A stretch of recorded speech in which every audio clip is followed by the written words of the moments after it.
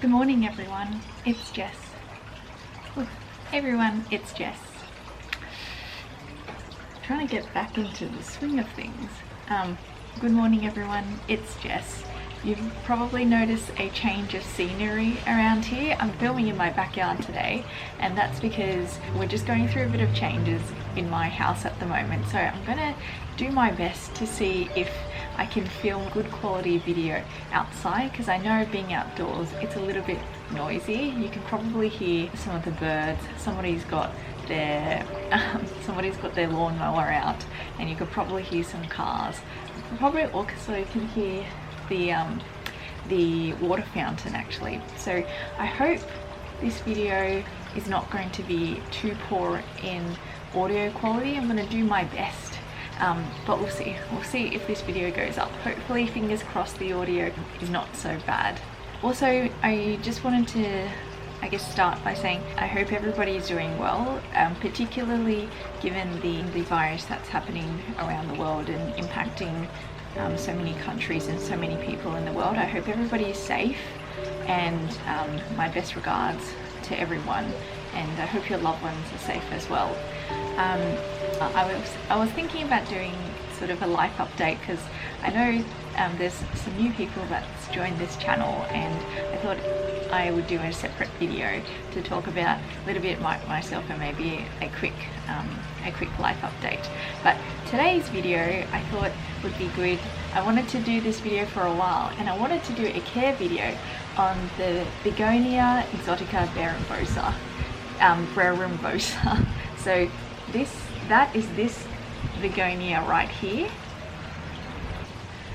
Guys, it's got such beautiful, amazing red leaves. Its foliage is very spectacular. So this guy I got about a year ago, and boy, have we been through a lot. I've been through root rot with this guy, I've been through dormancy, and I am very pleased to say that I think he's looking quite happy at the moment now, so I'm very happy about that.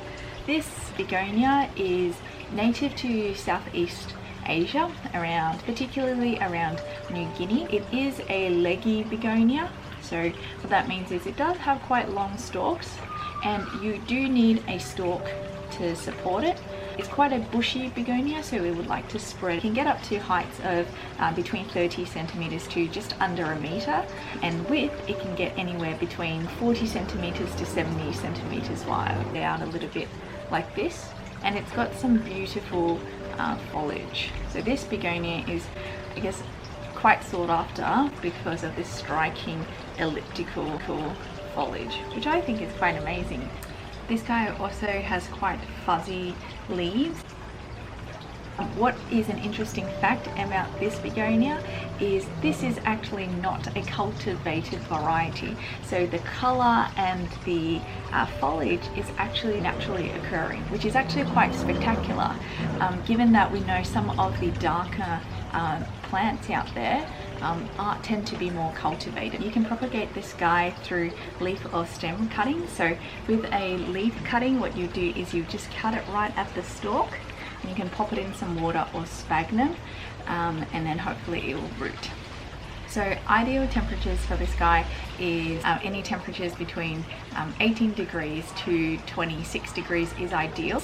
It likes to be in quite warm temperatures, particularly given that its natural habitat is around that Southeast Asia region. I find that being in summer, he's definitely grown tremendously. This plant will also experience dieback in the winter, so if he does get smaller in the winter, don't be too alarmed, because he will experience some dieback. I did keep this guy outside in winter, and it got as low as 6 degrees at night and 14 degrees during the day, and I could definitely see he didn't really like that temperature so well. So just be mindful that when it does get to winter time, particularly for those that live in areas where it snows or it gets frost, definitely bring this guy in, because he doesn't like too cold of temperatures. As a begonia, it does like a little bit of shade, and so I have this guy sitting in direct morning sunlight, and he doesn't get any afternoon sunlight. This is particularly because afternoon sunlight can be quite harsh for this plant. The leaves are very delicate, so you just want to be mindful not to put your plant in direct sunlight. If this plant doesn't get enough light, it will tend to be a little bit leggy.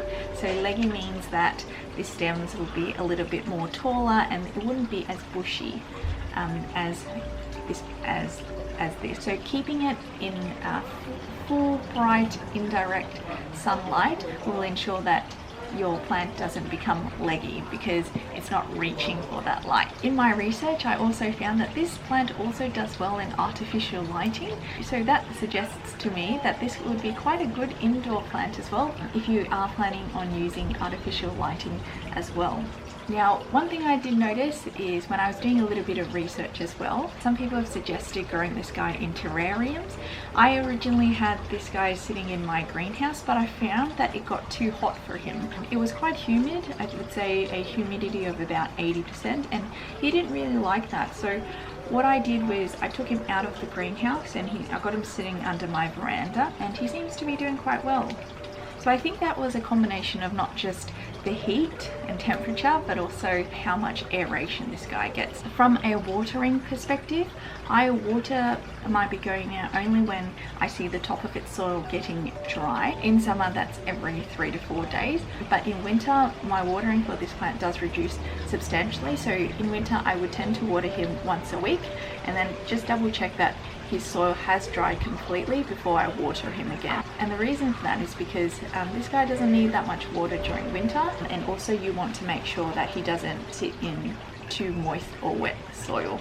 Now, in terms of watering technique, a big thing for this plant is to ensure that it doesn't get root rot, mould, or any fungal growth, because I find that that is quite detrimental for this plant. And so to reduce the risk of that, particularly during winter where water doesn't evaporate too quickly, what I'd like to do is I'd like to water around the center of the plant rather than drenching the whole pot, because this will make it easier for the water to evaporate. Another tip is to try and not water on the stem of the plant, because again, what we're trying to do is to keep the stems or most of this plant dry, so that fungus and mold can't form easily.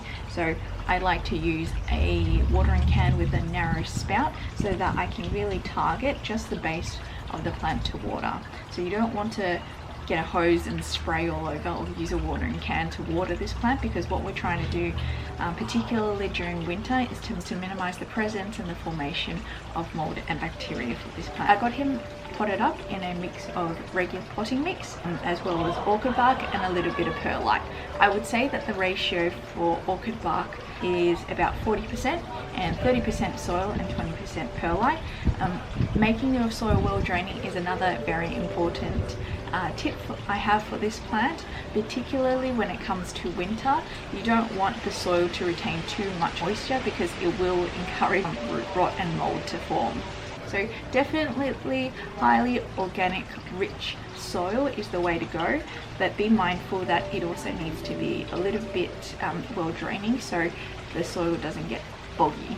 This guy, I find, likes quite organic matter, so he likes it when I give him worm pea or some organic based fertilizer. Some gardeners might use things like manure. I got my hands on some chicken poop and I actually gave him some, and I think he actually quite likes that.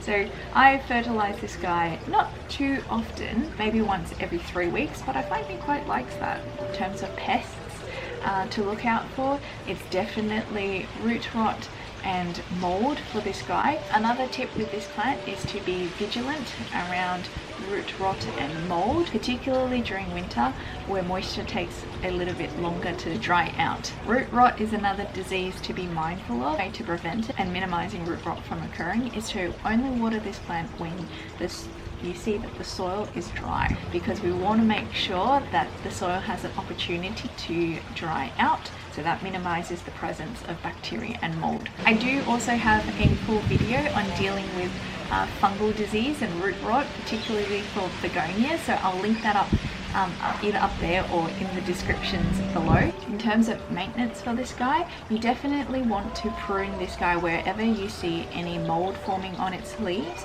because you want to cut that mold off. So for example, for this leaf here, this is a leaf I'd prune off because it's got a number of holes in it and it's probably got some pests pecking at it as well. So what I want to do is I would prune this leaf off, and so minimizing the pests from spreading to the rest of the plant. So guys, thank you so much for watching this video. I hope the audio for this video is okay, fingers crossed. I hope you don't mind some of the background noise, because I think if the audio is okay, this might be my new filming setup, because things are a little bit crowded indoors. But guys, thank you so much for watching. If there are any questions about the care tips for this plant, please let me know. Otherwise, I will see you in my next video. Bye!